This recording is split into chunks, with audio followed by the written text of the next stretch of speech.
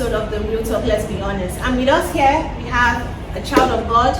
He's a pastor, he's a father, he's a husband, and he's also a lawyer. We have with us Pastor Peter Abraham, and he'll be taking us through his journey in Lagos. So today is called My Lagos Story, and it's not my own, it's not his own, it's Pastor Peter. You can see he has gone through a lot more than we have. So we are happy to have you here, and thanks for joining us. So, Pastor P, we call him PP. So referring to him as PP. Yeah. So just tell us a little bit about yourself, your background, and where you grew up. Okay, like you said, my name is Peter Abraham.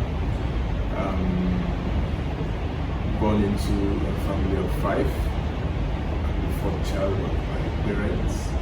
They're all here in Adamawa State. I have an elder sister, 2 elder sisters actually, then an elder brother and a younger brother. I grew up and stayed most of my life in Adamawa State. And before I moved to Lagos, I'm just 7 years old in Lagos, and it's been eventful and also profiting. So, you said just 7 years. Some of us are barely 3 years. But some of us, this is when they don't give birth to us. Okay, Pastor P, you've given us a background about your family. Why did you come to Lagos? What brought you to Lagos? Well, year 2013, to be precise, 2012, November. I started in August actually when everyone was trying to fill in their law school form from school, and all my friends, I love my friends so much. All my friends wanted to come to Lagos, especially Casey, Maureen, Gladys. They all wanted Lagos, and I've had so much stories about Lagos that made me have this negative bias against Lagos. So I wanted Abuja. Let me go to Abuja. Abuja is in the north, or Kano. Those are places I know I can really understand and still live and still feel that warmth of home.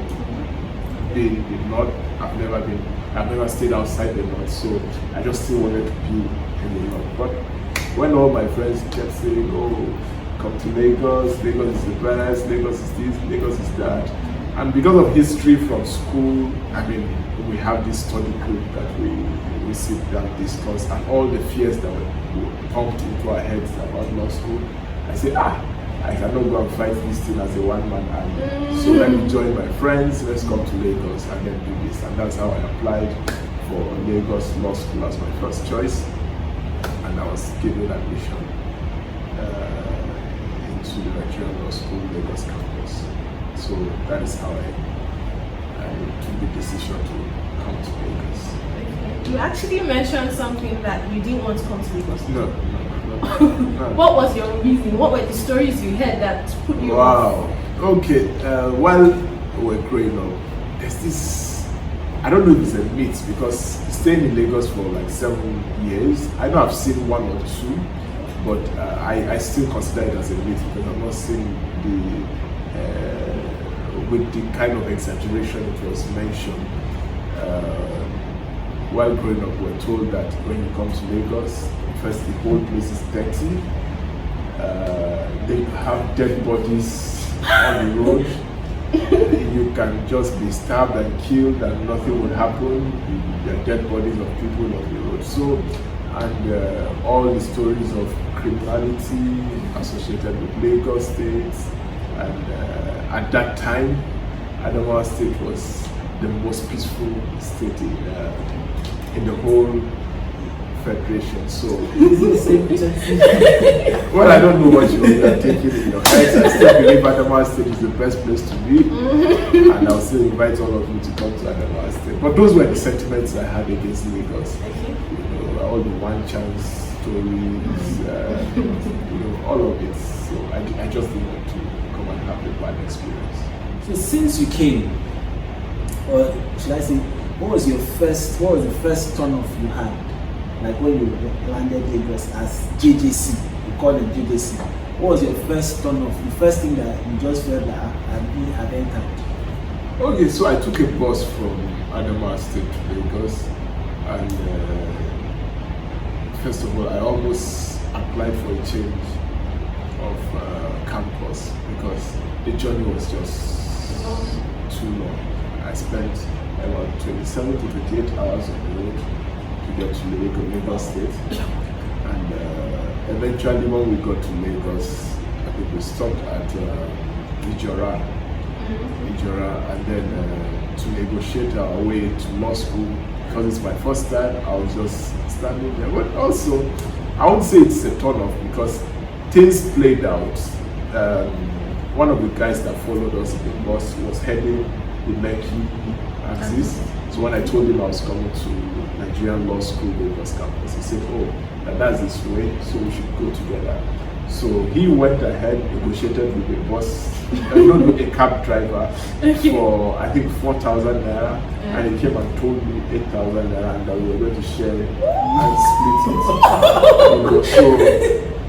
So I gave him my 4,000 naira, and when we came to law school, on our way, that was when I realized that it was actually a 4,000 naira trip. But I also don't want to make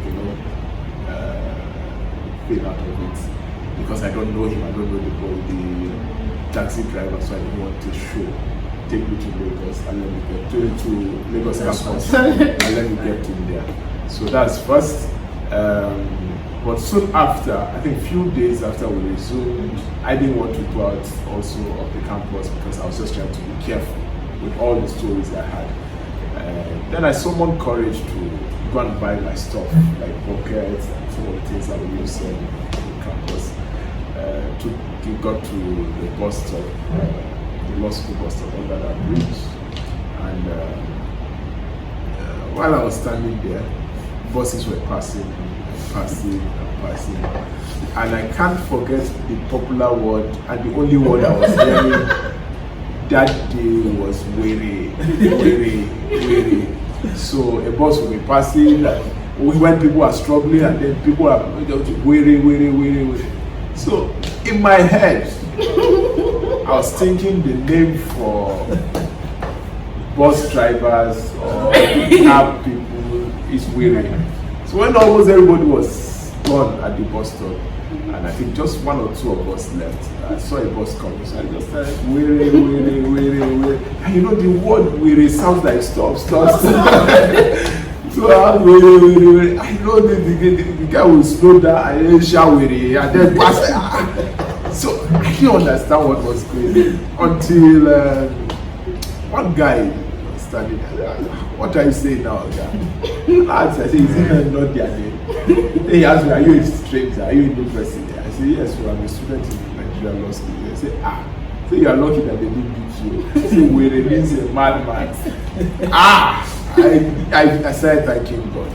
So that is one, but again, that same day, another event played out, and that was one that really almost completely got to Idumota to buy stuff for school. On arrival, I was passing by, and all these guys just approached me. The federal government is giving a scholarship. This.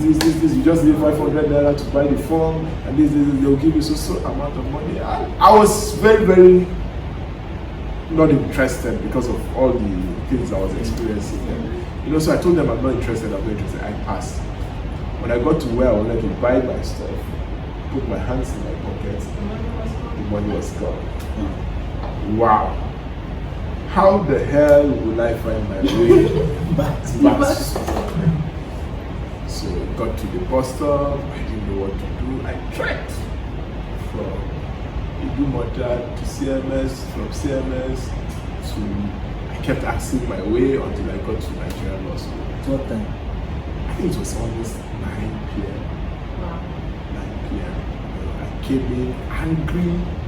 The small money that I hustled to come to law school. He's gone.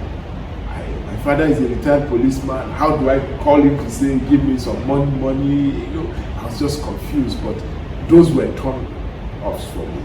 The last one I'm going to mention is, okay, I also come from a place where women don't really expose their bodies. So having to fall in the midst of Lagos and then seeing, oh my God, In front of law school. yes. Then we have this.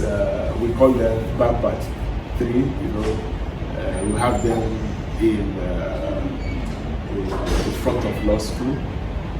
Bambat 3. If you are in Nigerian law school, you know what I mean. Bambat 3. They are always standing there. So that night also I was in the room, and then my northern friends just came running. They were calling all the northerners almost room by room. Oh, come and see what? They say come and see people standing in front of law school, prostitutes, naked.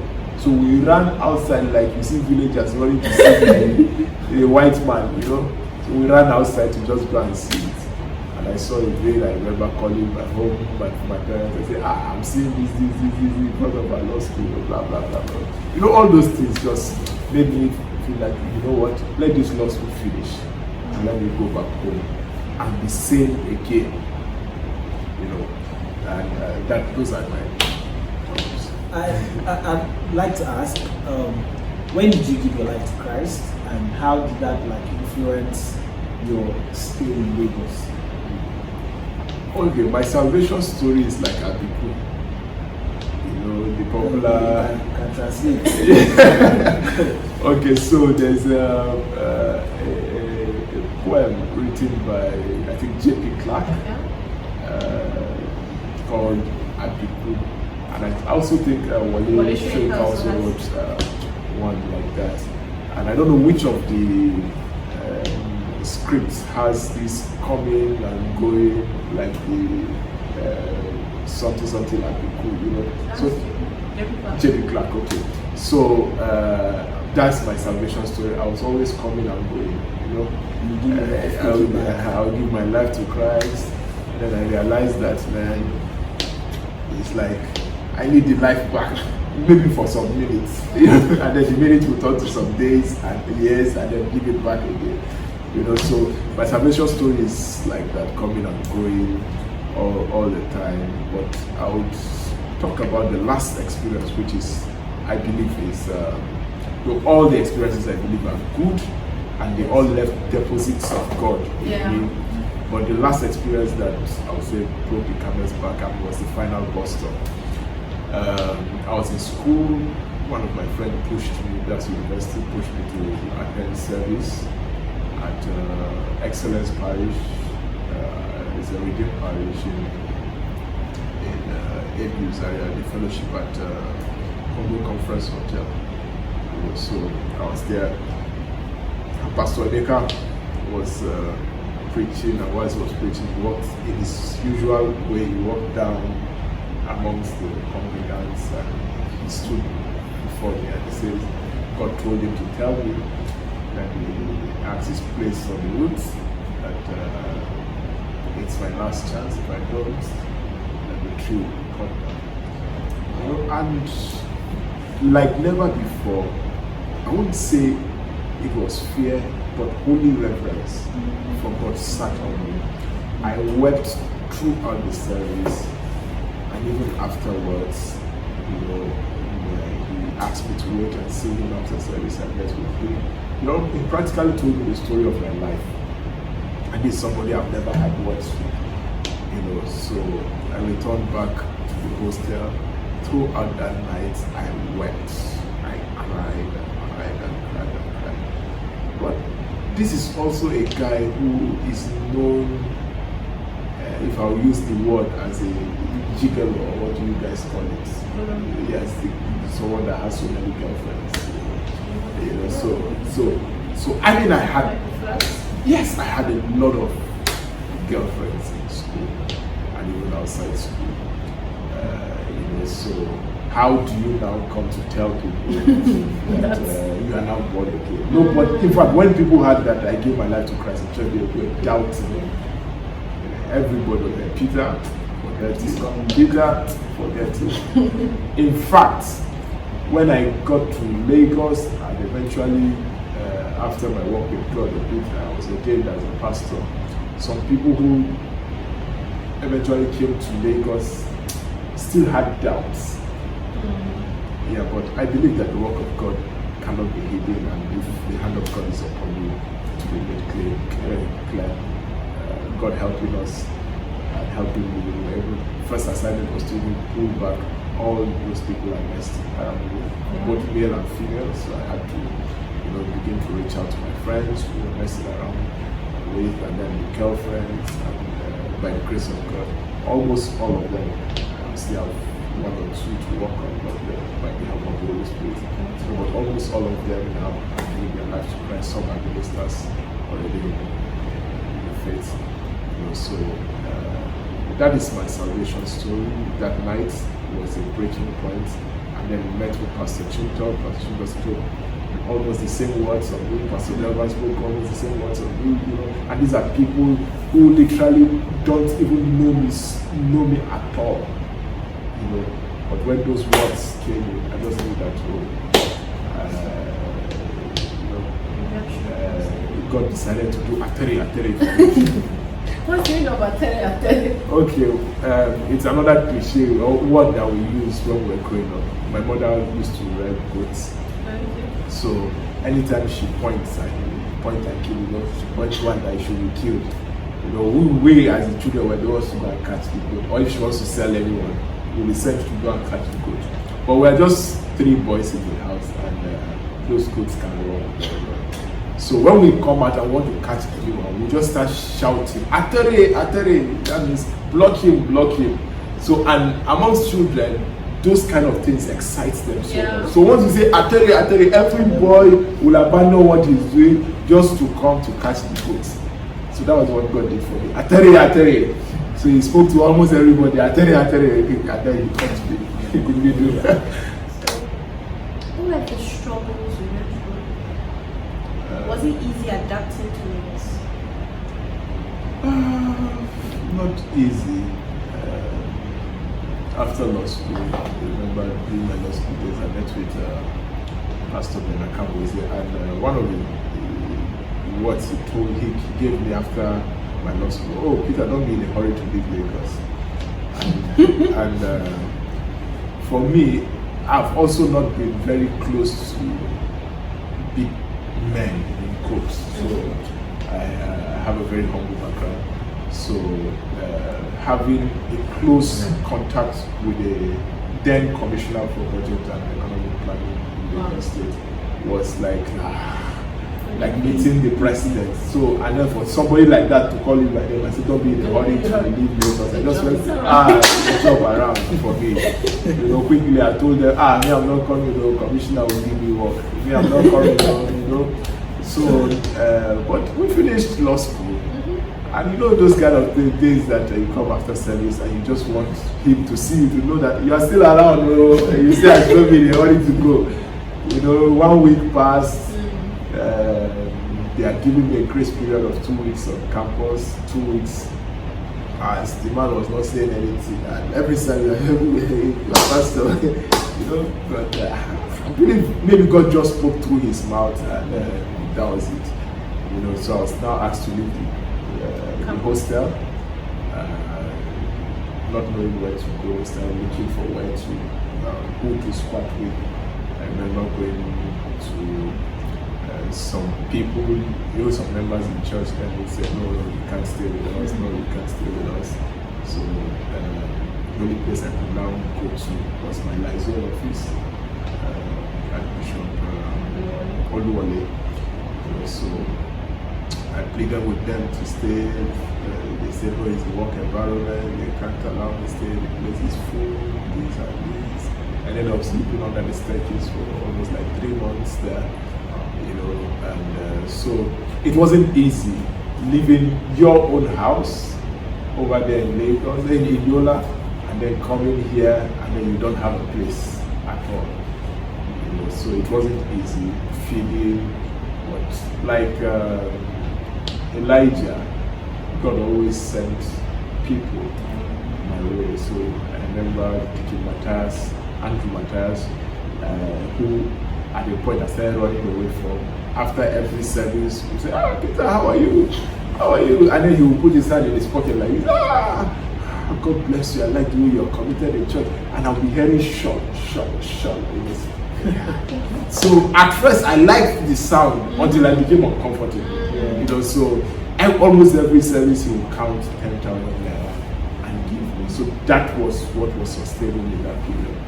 You know, and then when I became uncomfortable, the way the giving was almost I just started running away.